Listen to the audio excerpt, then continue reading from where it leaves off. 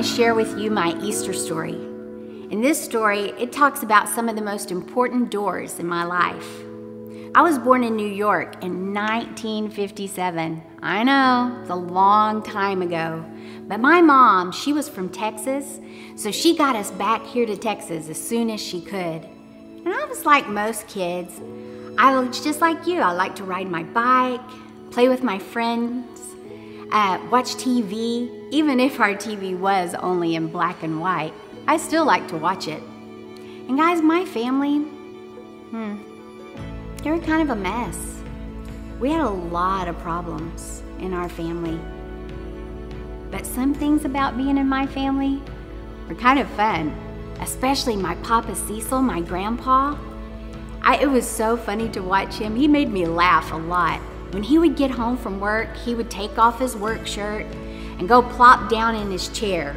He had this big, hard, round belly, and he would prop his hands up on that belly and sit there and watch wrestling. Well, I say watch wrestling, but what I mean is live wrestling. Because when Papa Cecil would watch wrestling, he would do everything the wrestlers were doing in the ring.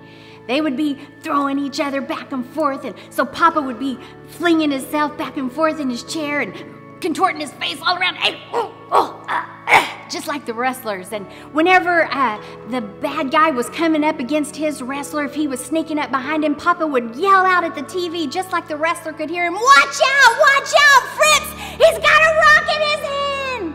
And then when the referee jumped down to the ground to count someone out, Papa Cecil would jump down to the floor just like the referee and start pounding on the floor, 1, 2, 3, and then raising up an imaginary hand in victory. It was quite a sight. Wish you could have been there to see that. But unfortunately, everything in my family, it wasn't all fun and games like that. What I remember most was how upset people were all the time. I mean, someone was always mad. There was so much yelling and screaming and people using bad words. If there was one thing my house wasn't, it was peaceful.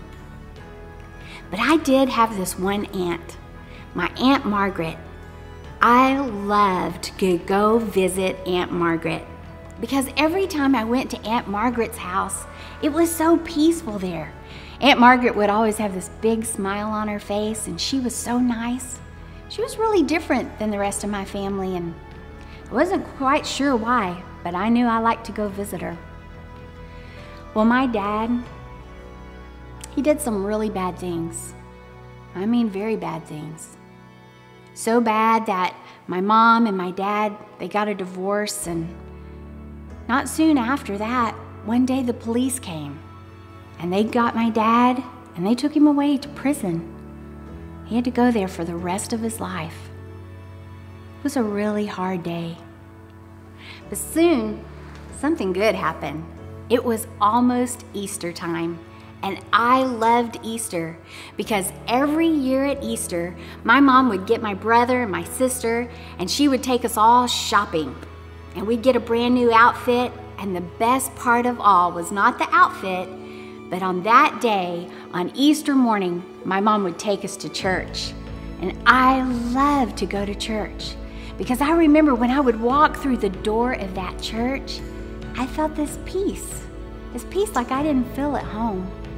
I loved going to church so much that when I was 8 years old, I would get up and get myself ready, and then I would running into my mom's room and say, Mom, please, please, please, please, please, will you take me to church? Please, please, please, please take me to church. I literally would grab hold of my mom and drag her out of bed. Come on, Mom, please take me to church. So my mom would crawl out of bed. She would still be in her pajamas. She'd get in the car. Her hair would have a terrible case of bedhead, and she would drive me down the road to this little church. And literally, she just let me out the door. And I had to find my way into the building. And the people there, I remember just walking over the threshold of the door of that church, and I felt that peace again. And all the people there, they had these big smiles on their face like Aunt Margaret. And they were so nice to me. And I had a Sunday school teacher. She was so sweet. That lady was so sweet to me. And one day she said, Mary Kay, would you like to go into the big service with me? So I did. I went into big church with her, and I heard for the very first time that God loved me so much that He sent His Son Jesus to die for me. And then that preacher, he said something really strange. He said that I had a door on the inside of me. A door? What door? I mean, I knew that I had a brain, heart, lungs, and a stomach, but a door? Never heard of a door before.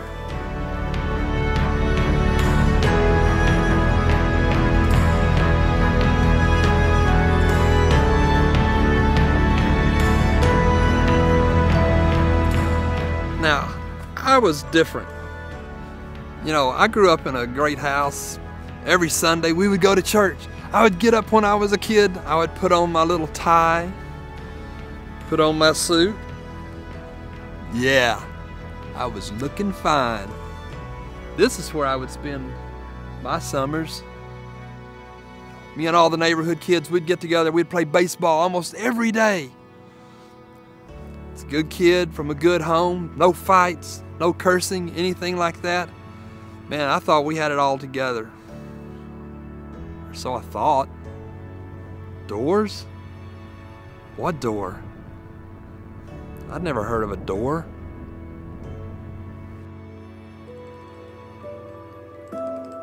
Well, when I was in the 11th grade, I'd kind of given up on this church stuff. I stopped going to church. But there was a guy that I knew, and when he came to school, he carried a Bible with him. And this guy, he started asking me to go to church with him. He wouldn't give up. Every time I saw him, he invited me to go to church with him. So finally I thought, well, maybe if I'll just go one time, then he will just shut up and leave me alone. So I went to the church with him, and when we drove up to that church, it was this little building. It was kind of run down. I thought, why you been trying to get me to go here? But when we walked up to the door of that church and opened the door, I felt that peace I felt like when I was a little girl. And the people there in that church, they had those same big smiles on their face. And that preacher, he was a little country preacher, and he got up and he said the same thing that preacher said when I was little, that God loved me so much that He sent His Son Jesus to die for me. And you know, I kept going back to that church every week. Week after week I went, and pretty soon I knew for the first time what it felt like to have peace on the inside of me, because I'd found out about the door.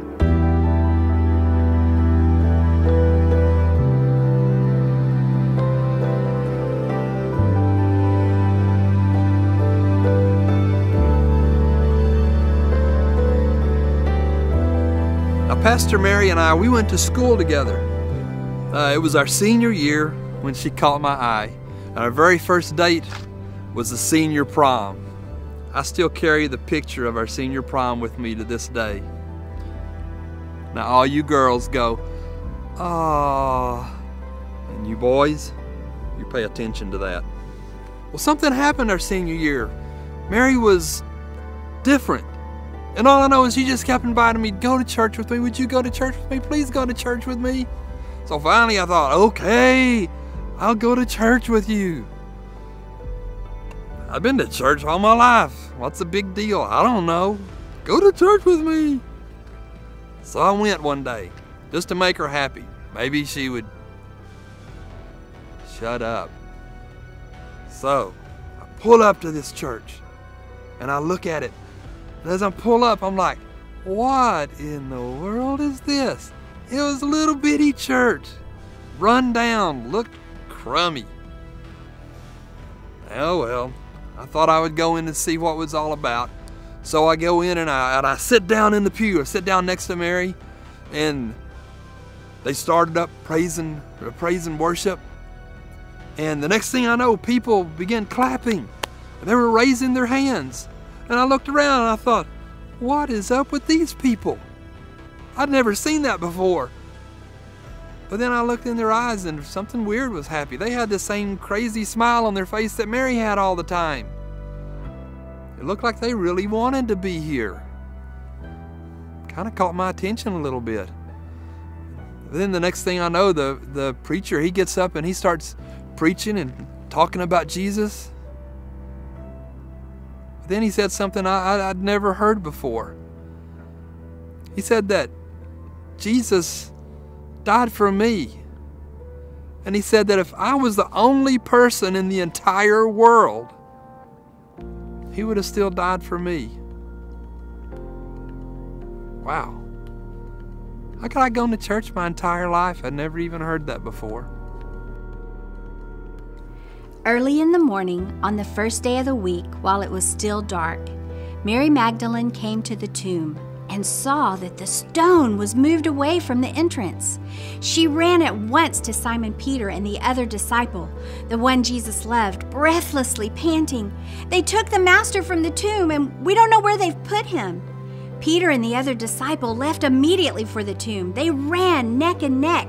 The other disciple got to the tomb first, outrunning Peter. And stooping to look in, he saw the pieces of linen cloth lying there, but he didn't go in. Simon Peter arrived after him and entered the tomb, observed the linen cloths lying there, and the kerchief used to cover his head, not lying with the linen cloths, but separate, neatly folded by itself. Then the other disciple, the one who had gotten there first, went into the tomb, took one look at the evidence, and believed. I found out a lot of things at that little church. I found out that Jesus wasn't just a story to hear about. I found out that he was a person to get to know, to become friends with, to worship. But boy, I found out something important. That Jesus wanted me even more than I wanted him. Here's the amazing part, is that he was willing to die to prove his point. I've often thought about what Jesus went through during the crucifixion. The pain, the suffering, the beatings that he took. Nails driven through your hands. Here's the amazing part of it all, is that right in the middle of that, Jesus looked up to heaven and he said, "Father, forgive them. They don't know what they're doing." He's asking for forgiveness for the people that are killing him. So many times we get bent out of shape because somebody came and sat in our chair, or they cut in line. And he's asking to forgive the people that are killing him. But here's the deal. See, he knows all about the door, because he was the one that invented it.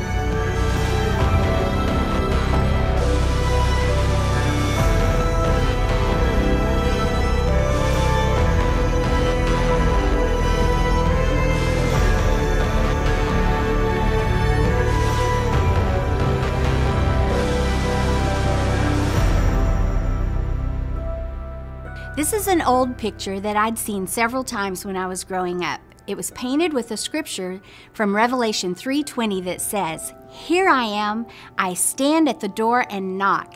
If anyone hears my voice and opens the door, I will come in and eat with him and he with me."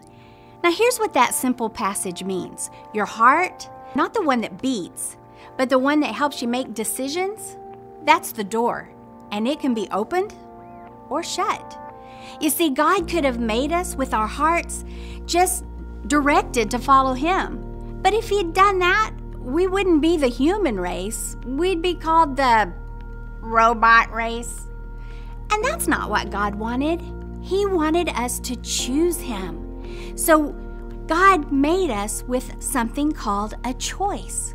We can make a decision. We can choose to follow God or not.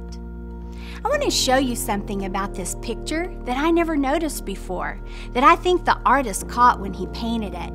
If you look really closely at the door, there's no doorknob on the outside. The only way to open this door is from the inside. You see, Jesus doesn't force his way into our life, push his way in. He doesn't do that. He never will. He simply stands at the door and knocks and asks to be let in. When the verse says, I will come in and eat with him and he with me, what that means is Jesus' desire is to live life with you. When you go to play soccer, he goes with you. If you go to dance class, he's there too. You know when Pastor Ken said there was something different about me? Well, there was something different, very different. I understood why my Aunt Margaret smiled all the time. I understood why the lady at church smiled all the time. I understood why all the people at that little church smiled all the time. Because I had heard Jesus knock at the door of my heart many, many times. But I was finally smart enough to open the door and let him come in. How many of you have ever gone to a movie before? Now, did you just walk in or did you have to have a ticket? Well, of course you had to have a ticket. Now, you have a ticket. It's called your life. And did you know that you were born to spend eternity in heaven with God? But there is a problem. You see, there's only one kind of ticket that makes it into heaven. And that's a ticket that's white like this. But there's sin in our life. And when we sin, something shows up on our ticket. It's like an ink spot on there. These kind of tickets don't get into heaven. The Bible's perfectly clear about that. So, what do you do about this? Well, that's why Easter's such a great time. That's exactly what Jesus did when he came to the earth. He came to take tickets that look like this and do something about them. You see, when you open up the door of your life and you invite Jesus in, he takes tickets that look like this and he changes them back to a ticket that's white as snow, so you can spend eternity with him in heaven. Wow, isn't that great news? Hey guys, remember when the boys ran the race at the beginning of the service? They were so excited to run a race, and we didn't even have a prize for them to win. How about in the scripture when the two disciples, they took out running a race to see who could get to the tomb of Jesus first, and when they got there, he wasn't there, and they were so excited. And it also says they saw the evidence and believed. Today, I offer myself as evidence. I am evidence of somebody who was changed by opening the door of my heart and letting Jesus come in. I would be a different person today without Jesus in my life. And Pastor Ken, he was a little boy who thought he was okay just because he went to church, but that wasn't good enough. He was evidence just like me.